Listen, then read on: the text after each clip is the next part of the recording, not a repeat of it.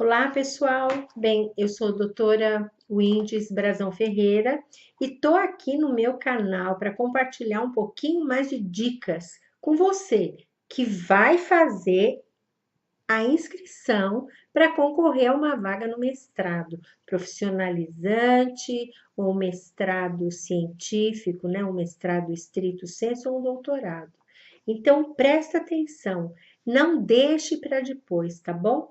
Eu vou falar 5 dicas e essas 5 dicas são: a primeira eu vou responder para Lana, desculpe. E se não tem um orientador, o que que eu faço? Como é que eu decido se não tem um orientador para me orientar?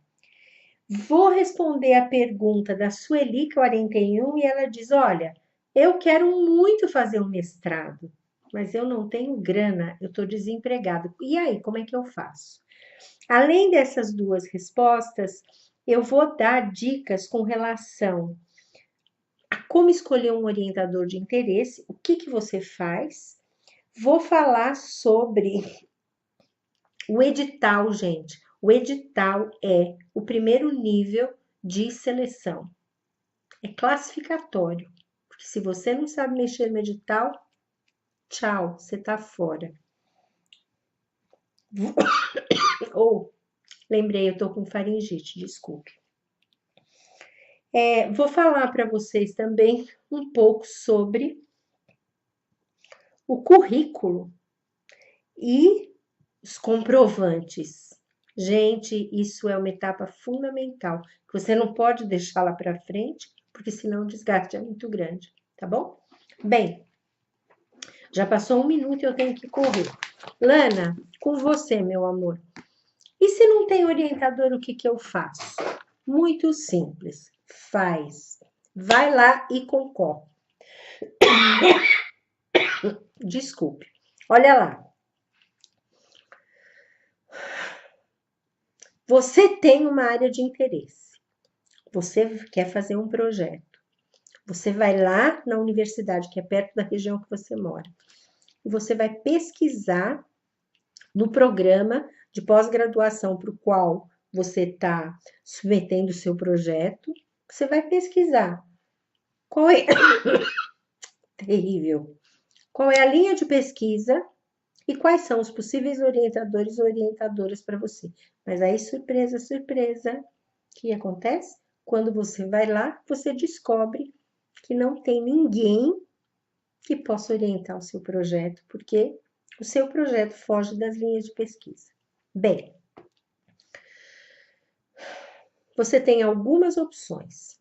A primeira é manter o seu projeto, escolher alguém que você perceba que a produção científica da pessoa é eclética, ou seja, ela é diversificada e o seu projeto se circunscreve naquele contexto geral teórico, metodológico, e aí você arrisca.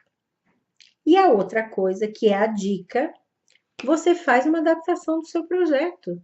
Não tem importância. Você entra com um projeto, defende o seu projeto apropriadamente, mas o seu projeto, ele já está articulado com alguém da linha de pesquisa. Vá lá, pesquise a pessoa, escolha alguém que está mais próximo de temas ou de objetos de estudo que são do seu interesse e não pense duas vezes. Faça um projeto voltado para aquilo. Por quê? Porque depois que você foi aprovada e depois que você entrou, você pode mudar de área e de orientador e de projeto. Esse é um direito que você tem. É melhor que não, mas então vou contar a minha história.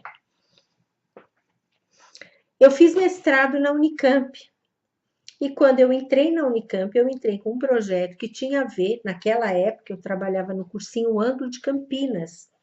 E aí o meu projeto era sobre esse momento chave na vida do jovem, que é exatamente o período em que ele faz o cursinho e vai concorrer ao vestibular. Esse foi o meu projeto. Eu não sabia nada, gente. Naquela época, na década de 80, Não tinha a menor noção, não tinha ninguém que pudesse me orientar, porque raramente as pessoas faziam mestrado e doutorado. Os próprios professores universitários naquela época não eram mestres e doutores, muitos deles, ok? Bem, o que aconteceu? Eu passei, eu fui aprovada. Quando eu entrei na Unicamp, eu estava fazendo uma disciplina com um professor que infelizmente já passou dessa para melhor, professor Augusto Novaski, da linha de pesquisa de História da Educação, e ele tratava de questões tão relevantes naquele momento em filosofia, história e filosofia da educação, que eu disse, nossa, eu quero trabalhar mesmo com um autor com relação ao qual eu já tinha um conhecimento prático, né, que era o Jacob Levi Moreno, o pai do psicodrama, que depois também foi desenvolvido como psicodrama pedagógico por uma argentina chamada Maria Alicia Romanha, e eu fiz a formação com ela. Na verdade, era um curso de especialização que não tinha um diploma como se tem hoje, ok? Bom, eu simplesmente mudei de linha, mudei de projeto, mudei de tudo, e foi a melhor coisa que eu fiz. Primeiro, quando eu fui para o doutorado, eu fiz o doutorado na University of Manchester, na Inglaterra, né? Universidade de Manchester. E aconteceu uma situação muito semelhante. Eu fui para lá, eu sou fonoaudióloga como primeira formação, e na época que eu fui para lá, eu ainda estava muito envolvida com fonoaudiologia, com patologia, com distúrbios de linguagem e fala, com amamentação e tal. Então, o meu projeto era sobre aleitamento materno e fala, aquisição dos pontos articulatórios da fala. A minha orientadora ia ser uma pessoa da área de linguagem. Eu fui para a Inglaterra, essa pessoa foi embora para um ano de pós-doutorado nos Estados Unidos e simplesmente me ofereceram, ó, ela falou para mim, eu vou ficar um ano fora, se você quiser me esperar, tudo bem, mas eu não vou te orientar. Aí eu disse, não, pera lá, não vou ficar sem orientador. Mas eu já tinha um interesse na área de formação de professores para a educação inclusiva. Conclusão, mudei de orientador, mudei de projeto, fiz um novo projeto, enfim, e terminei numa área diferente da área que eu entrei. Então, nós todos temos direito, sim, de mudar. Só que a academia, ela é tão engessada e as pessoas são tão, na pós-graduação, existe uma opressão tão grande contra os estudantes que são novos, né, profissionais, claro, porque pós-graduação, que a pessoa fica sem saber o que fazer, fica com medo, mas não, de jeito nenhum, vocês têm direito. Então, Lana, e se você não tiver orientador, o que você faz?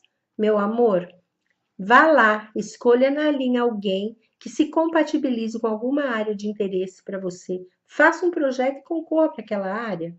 E esquece o seu projeto agora. Depois que você for aprovado, você resolve essa parada, tá bom? O importante que é que vocês se lembrem o seguinte: não perca os seus sonhos, não perca os seus interesses. Eu sempre digo isso para as minhas orientandas e orientandos. Porque uma vez que você fez um mestrado ou um doutorado, você pode escrever artigos, você pode fazer uma pesquisa na área que você quiser. Esse é o valor maravilhoso da pesquisa, é que te dá essa autonomia. Então, o problema é passar. Vence essa barreira, vai firme e depois que você estiver lá dentro, você decide. Namastê, até a próxima dica.